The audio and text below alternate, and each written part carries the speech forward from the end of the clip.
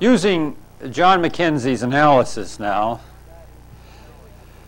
that distinguishes between the rational ethic and the Christian ethic, the rational ethic's primary criteria being operational criteria being survival. When survival is threatened, all other virtues and all other vices tend to invert themselves. When survival is threatened in a rational ethic, as we said, lying becomes virtuous, murder becomes virtuous, rape, robbery become virtuous. And that's on the personal level as well as the collective level. Now, as Mackenzie points out, survival is not the primary ingredient of the Christian ethic. It is not the primary value, operational value of the Christian ethic. Agape, which is the Greek word for love, or service to suffering humanity, which is another way of saying it, is the primary ingredient of the Christian ethic. Mackenzie goes so far to say that agape, or Christian love, is not just the center of the Christian ethic. It is the center, it is the circumference, and it's everything in between.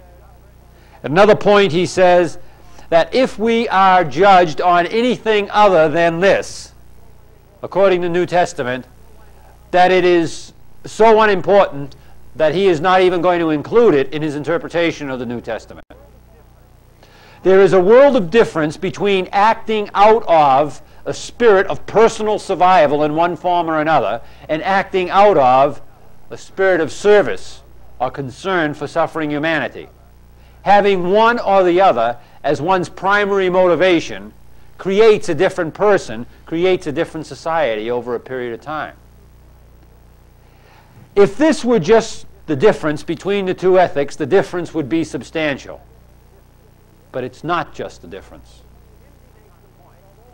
Mackenzie makes the point that although agape is the primary criteria in the Christian ethic, if not the sole criteria, and survival is certainly the primary operational criterion in the rational ethic, the major difference between the two ethics can also be highlighted by the fact that what is primary in the rational ethic, namely survival,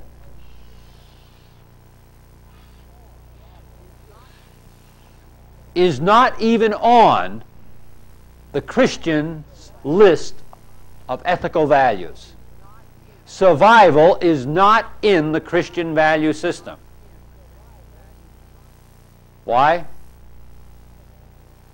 Because for the Christian, survival is guaranteed. That's precisely, accurately the promise of Jesus.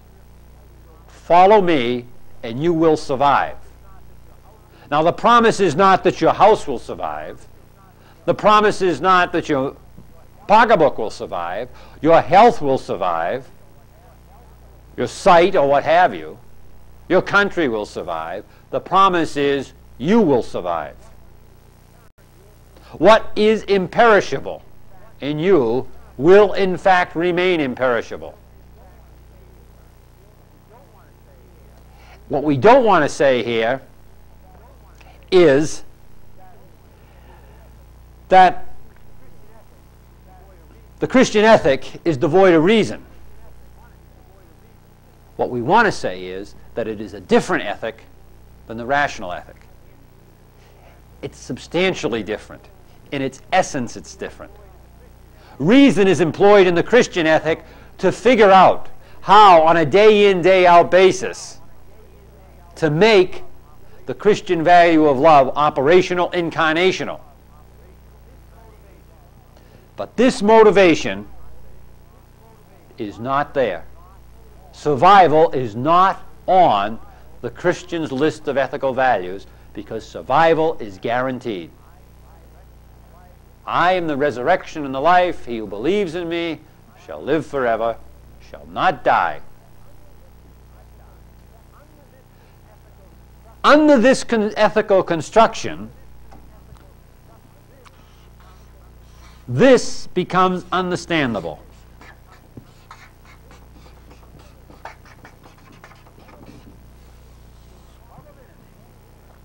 Love of enemy is possible in the Christian ethic. Love of enemy is an absurdity in the rational ethic. Who is the enemy?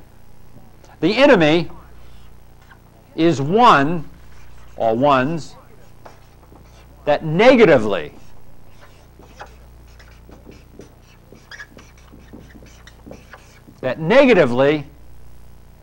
affect the survival of some self-interest.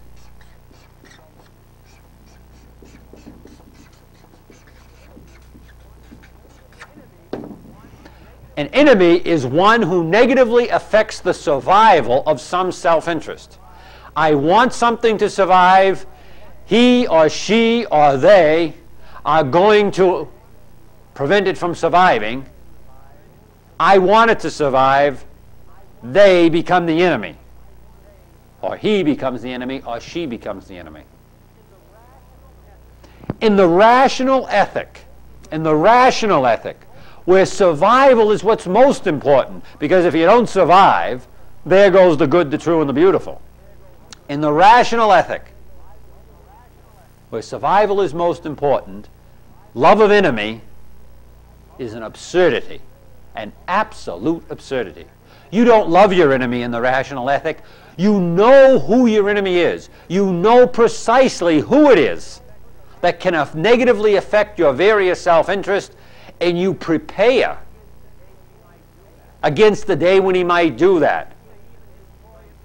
You may even destroy him before he has a chance to do it. But it makes perfect sense when survival is what is motivating you to know your enemy and to prepare to use fear, threat, suffering if he tries to negatively affect your self-interest. Love of enemy makes no sense. However, love of enemy makes total sense in the Christian ethic, in the Christian agapeic ethic, or in the Christian ethic of service, if you will. It's not only those who are our friends that need our help, who are in need. Everyone's in need. And just because a person may negatively affect the self-interest of mine doesn't mean that simultaneously he's not a person in need of my help. But beyond that, it is possible to love one's enemies in the Christian ethic because survival is guaranteed. The survival of any self-interest that's worth surviving, any self-interest that's supposed to be imperishable, that is, the self, the imperishable self, if you will, is guaranteed. Survival is guaranteed, and therefore, and this is the key to love your enemy, there is no need to have an enemy. As Mackenzie says, love your enemy doesn't mean that there's someone out there who's your enemy that you're loving. That's an absurdity. That's an absolute absurdity. Love your enemy means that there is no need to have an enemy, and thereby you do not create those attitudes towards people who may negatively affect this, that, or the other thing in your life that you normally would create if you were primarily worried about preserving this, that, or the other thing in your life. No one, absolutely no one, can affect your survival but you. Your survival is guaranteed. No one outside of you can touch it. Love of enemy makes total sense in the Christian ethic because survival is guaranteed. It makes no sense in the rational ethic of survival. Perhaps the most insidious thing about the rational ethic is that the very thing that it promises, the very thing in which it will turn virtue and vice upside down for, namely survival, that is the very thing that it simply cannot come across with. Survival is the one thing that the rational ethic cannot guarantee. All it can guarantee is that something will endure for a little longer. But survival is impossible. The rational ethic, for all its claims and so forth, is a fraud.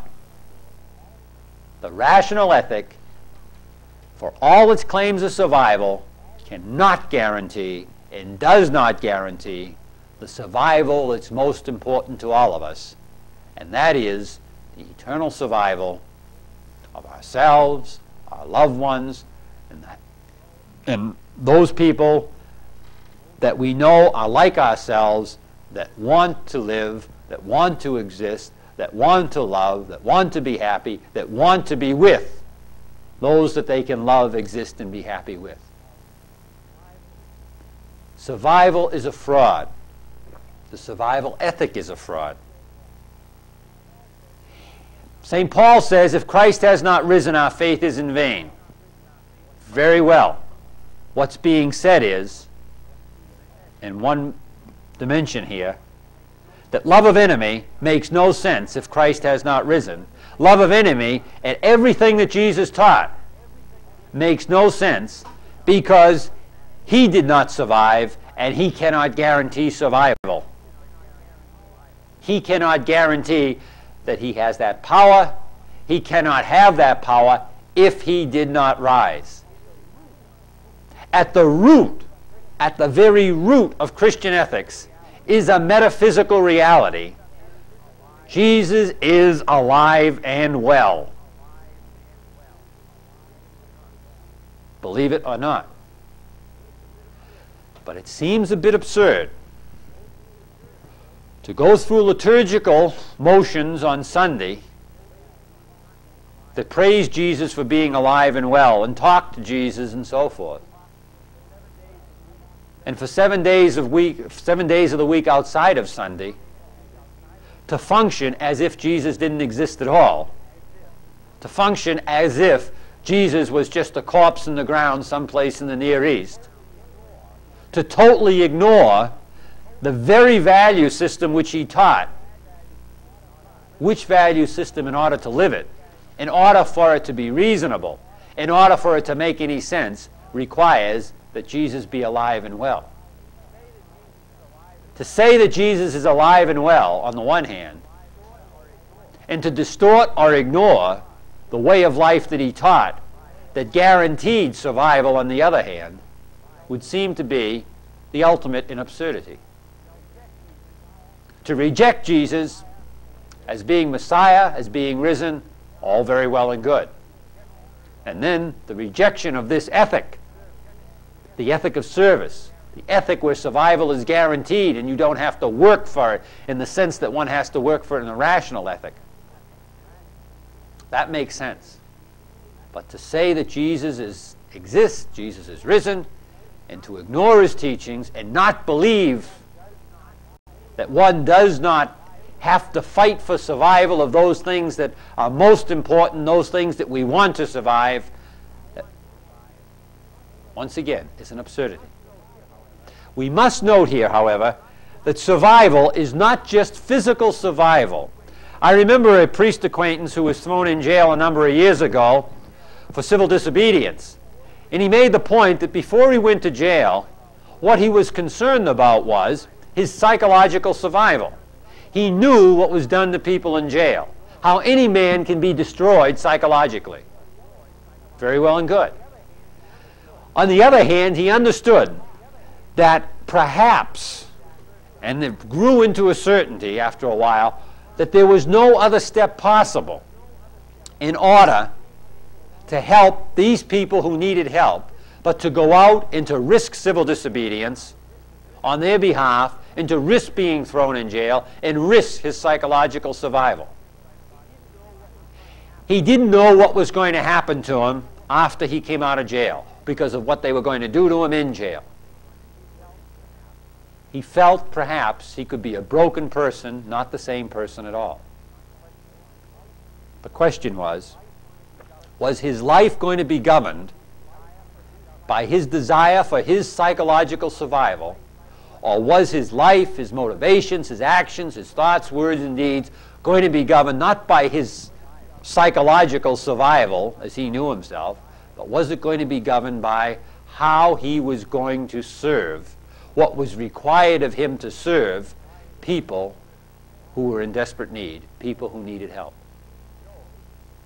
He chose the civil disobedience as a way of helping people, and he did go to jail, and he did survive more or less as he was. But that's not the point. The point was what was going to be the basis for his motivation in action. What was going to be the basis of his life? Survival or service? Now, of course, we recognize that under this construction of things, we can see what the problem is for those people who wish to be claimed to be total pacifists in the areas of abortion, but who are not pacifists in other areas relating to the destruction of human life. Look at it this way. An airplane going over the jungle spots an opening where there's a village. It swoops down from 30,000 feet and drops tons of dynamite on top of 50 or 60 little specks. They look like specks from 30,000 feet, and it destroys them. Those specks were destroyed because those specks, to the pilot and the bombardier of that plane, were the enemy. They didn't know them personally, but they were the enemy. They threatened the survival of some self-interest. Now, the fact of the matter is, they could have believed they were an enemy to the country. They could have believed something as simple as they were an enemy to the pilot or the bombardier receiving an honorable discharge if they didn't do their jobs correctly. Or it could be no more than the self-interest that they negatively affected was perhaps officers' club privileges if they didn't do their job properly. But nevertheless, those little specks on the ground from 30,000 feet were the enemy. How does that particularly differ from the woman who wants an abortion because she sees the fetus or the preborn child as an enemy, as someone who negatively affects her self-interest? Now, other people standing outside the situation may say, but you could do this and you could do that. Other people standing outside the situation of the bombardier and the pilot could say you could do this and do that, but the fact is they perceive those people as self-enemies, as enemies, as negatively affecting their self-interest. The woman may perceive the fetus as an enemy, as negatively affecting a self-interest in terms of social status, in terms of economics, in terms of psychological health, in terms of physical health even, in terms of all kinds of things. But that fetus so negatively affects her self-interest that it must be destroyed, even though it's only a microscopic dot at this moment in time. As those little microscopic dots from 30,000 feet so negatively affect the self-interest of the bombardier and the pilot that they must be destroyed. They are enemies. And it is rational, where survival of self-interest is threatened, that, if necessary, you can destroy that which threatens the survival of that self-interest.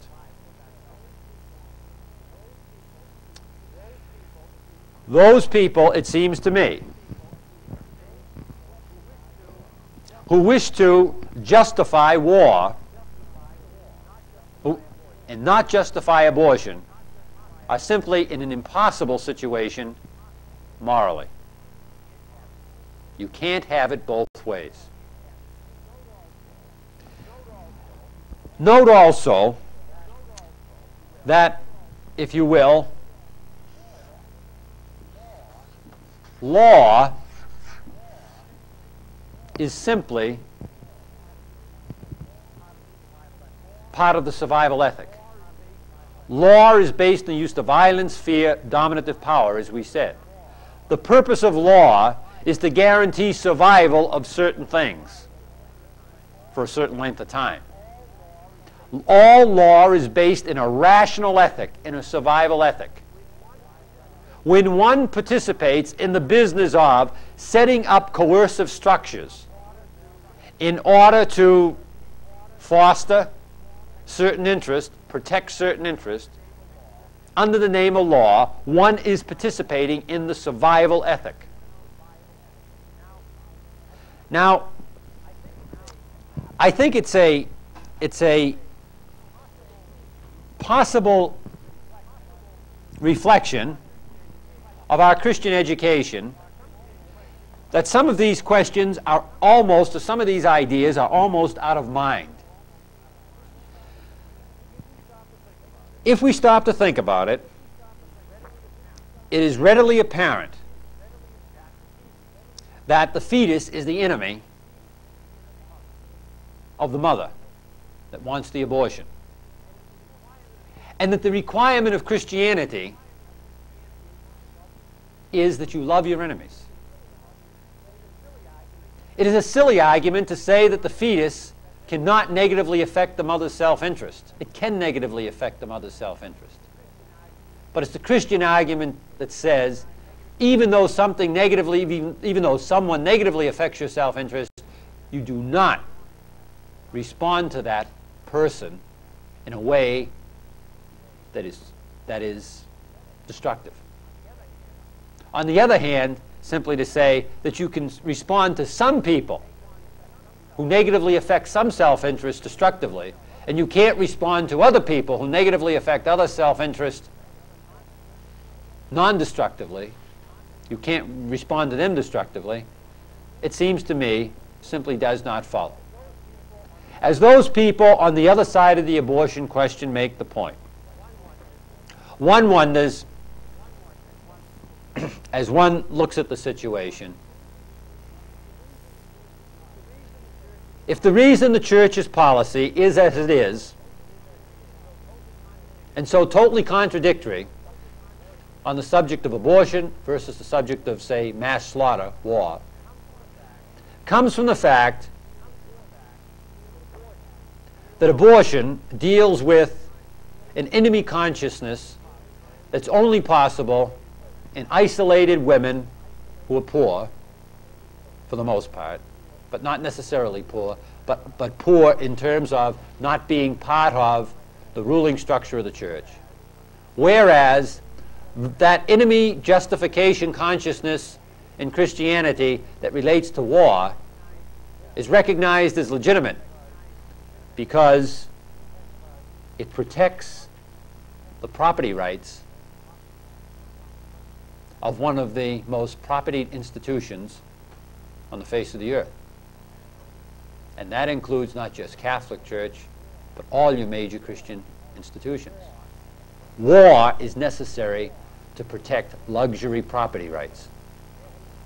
And therefore, that institution that has luxury property rights will point blankly have to find some justification in its doctrine and dogma and its ethical teaching for those activities necessary to support luxury property rights. I would like to reflect, like you to reflect, on three statements made by John L. Mackenzie in his writings, and see what kind of sense that they make to you. All three have imprimatur on them. All three are consistent with the formal teaching of the church, however inconsistent they might be with the commonly accepted teaching of the church. The first one is, where love fails, law is no substitute. Where love fails, law is no substitute. What you cannot do, what you do not do because of care and compassion and so forth, is not achieved if you do it out of fear, out of threat of suffering. Where love fails, law is no substitute. Second statement. Justice under law is compatible with hatred. Justice under law is compatible with hatred. And we all know that. Two people go into a courtroom.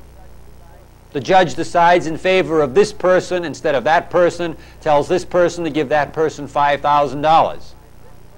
Does this person believe that the judge is omniscient or has some sort of special wisdom? No. Why does he give the $5,000 to that person? Because he knows if he doesn't, the judge has the power to hurt him. He can attach his wages. Ultimately, he can put him in jail. He can attach his house, perhaps sell it. So he gives the $5,000 not because he believes what the judge has said or is true, not because he believes it's justice, but it's just that justice under law is quite compatible with hatred. He does it because he fears not to do it. He can hate just as much leaving the courtroom as when he went in. Finally, the statement by McKenzie, if there's one person we can be assured has no lasting place in history, it's the statesman. If there's one person we can be assured has no lasting place in history, it's the statesman. The statesman to each of us is that person who's in the newspapers every day. He's that person who's on television. He's that person that makes the big deals and has the grandiose scheme. McKenzie says, according to the New Testament, that's the one person we can be assured has no lasting place in history. Why? The statesman deals day in and day out with those very things, with those very dynamics of personality, of society that Jesus came to reject. Stronger, that Jesus came and pointed to as being diabolical. The statesman deals with dominative power, with violence. The statesman deals with enemies, with enemy-creating mentalities. The statesman deals with greed on behalf of special interest groups. The statesman does anything and everything in order that the national unit survive. Where survival is threatened, there is nothing that the statesman won't do.